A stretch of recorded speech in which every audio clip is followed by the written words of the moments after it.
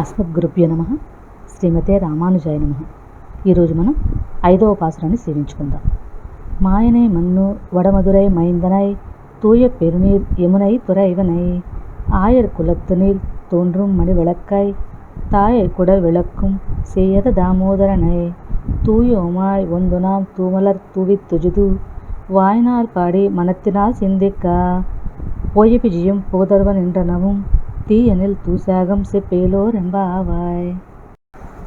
భావం: యశోదాదేవికి పుత్రుడై తన లీలలను సమస్త ప్రజలకు చూపించినవాడు, గోపకులమును ఉద్ధరించినవాడు, యమునా నదిలో గోపికలతో విహరించేటటువంటి వాడు, దామోదరుడు అను పేరుతో విరాజులుతున్న శ్రీకృష్ణుని వద్దకు పోయి అత్యంత సువాసనలు వెదజల్లెడి పువ్వులను స్వామి పాదాలకు సమర్పించి ఆ స్వామి యొక్క నామమును నోరారా పాడి అతని యొక్క సుందర రూపమును మన మనస్సులలో నింపుకొని అతని గుణములను కీర్తించిన మనము పూర్వజన్మలో చేసిన పాపములు తొలగిపోవును.